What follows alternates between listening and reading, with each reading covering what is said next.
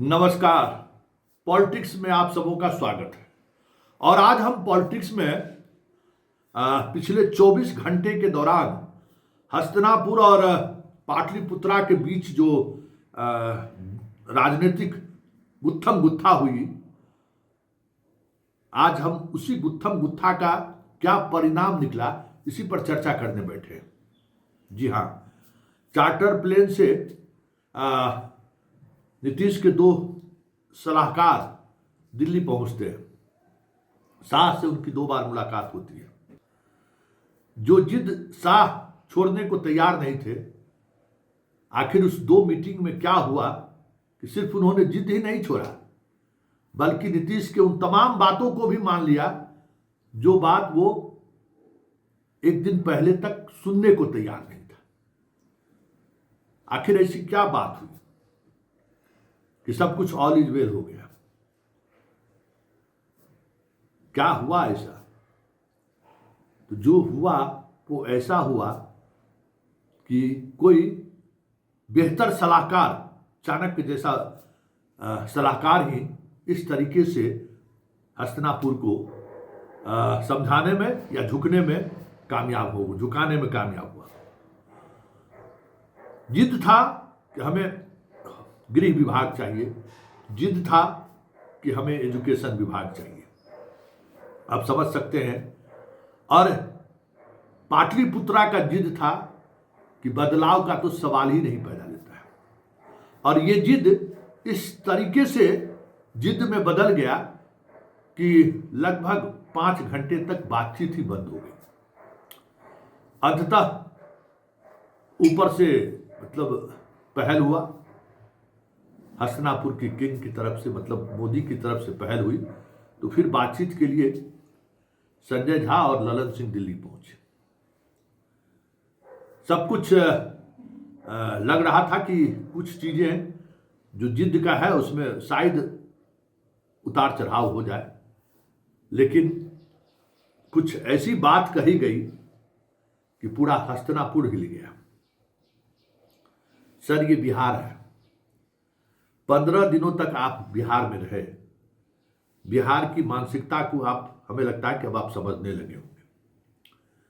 जितना बड़ा बहुमत मिला है, और अगर हम 6 महीने में हम लोग अगर उस परफॉर्मेंस करके जनता को नहीं दिखाए तो जेपी आंदोलन आपको याद होगा। उसी तरीके की आंदोलन बिहार से शुरू हो जाए तो कोई बड़ी बात नहीं होगी। और बिहार पंजाब नहीं है। बिहार अगर जला तो पूरी हिंदी पट्टी जल जाएगी। और उसके बाद 2029 में क्या होगा, हमें लगता है कि उस पर आपको गौर करना चाहिए। उससे पहले जो विभिन्न राज्यों में जो चुनाव है उस पर क्या इसका असर पड़ेगा, इस पर आपको गौर करनी चाहिए। नीतीश कुमार व्यक्ति नहीं है, उन्होंने साबित कर दिया है। नीतीश कुमार एक भरोसा है जिस पर बिहार की जनता आंख मूंद कर विश्वास करता है। ये अगर आप कहेंगे कि ये तो आपके पास, आप तो सारे मैनेजमेंट के साथ चुनाव लड़ रहे थे, क्या आपको लग रहा था कि जदयू 85 सीटों पर चला जाएगा? हमारा 4% वोट प्रतिशत बढ़ा है, आपका 1% बढ़ा है। इसलिए थोड़ा सर सोचिए कि अगर ये इमेज गई पब्लिक के बीच कि नीतीश कमजोर हो रहे हैं तो फिर बहुत मुश्किल होगा।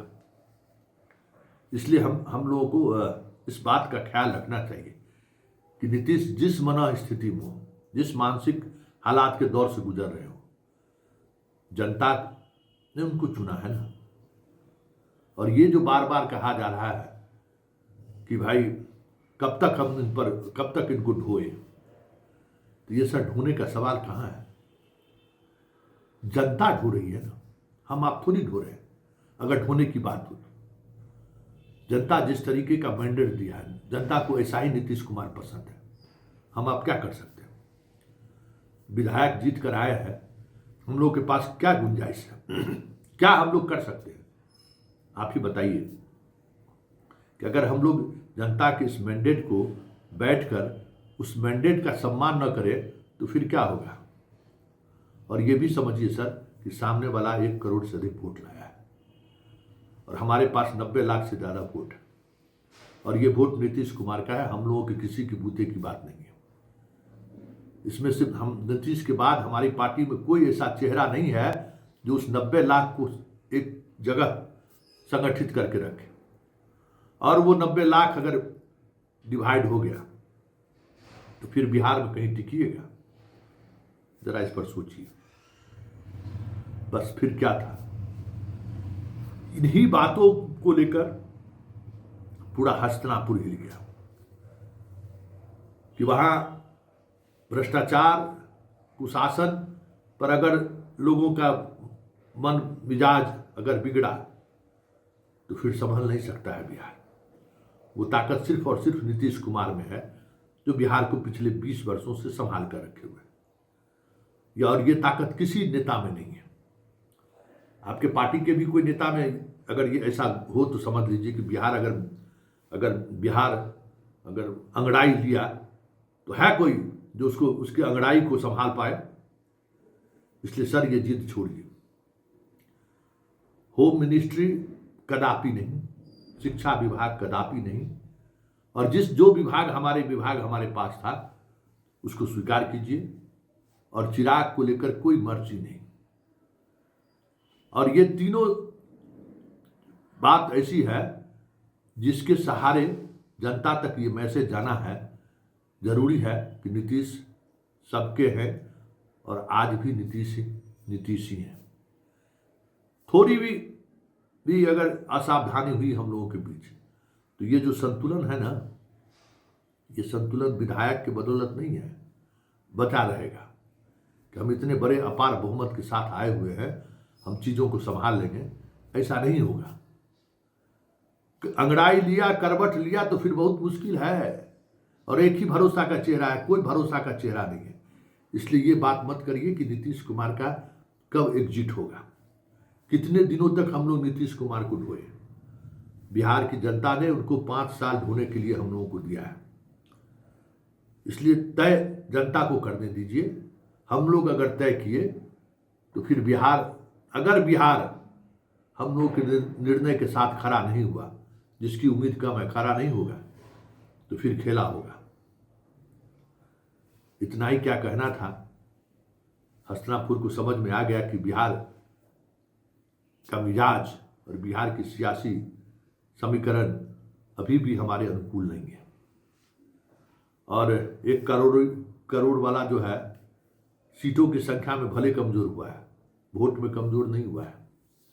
इसलिए बेहतर यही है कि जो नीतीश कह रहे हैं या जो नीतीश की इच्छा है, हम सबों को फिलहाल उनका सम्मान करना चाहिए। मतलब गृह भी नीतीश के पास रहेगा, शिक्षा भी रहेगा। जितने विभाग पहले दिए गए थे उसमें से अधिकांश विभाग नीतीश के पास रहेगा। हाँ, मंत्रिमंडल के विस्तार में या बीजेपी को चलते चलते एक सलाहकार ने एक सलाह दे डाला कि मंत्रिमंडल से वो छवि उभर कर जरूर सामने आनी चाहिए कि बिहार का जो मैंडेट है उसका हम लोग सम्मान कर रहे हैं। तो ये सलाहकार ने चंद शब्दों में कुछ ऐसी बातें हस्तिनापुर को कह दिया, या यूं कहे आईना दिखा दिया कि सारी चीजें बदल गई, सारा जिद खत्म हो गया। आज शाह पहुंच रहे हैं। कल का कार्यक्रम भव्य हो, इसकी तैयारी की वो समीक्षा करेंगे। वैसे बाकी आज जो कुछ भी बैठकें हो रही हैं वो सिर्फ बस एक औपचारिकता है नेता चुनने का। सब कुछ सेटल्ड हो गया है, ऑल इज वेल हो गया है। और अब ये सरकार एक अलग मिजाज में नजर आए तो कोई बड़ी बात नहीं।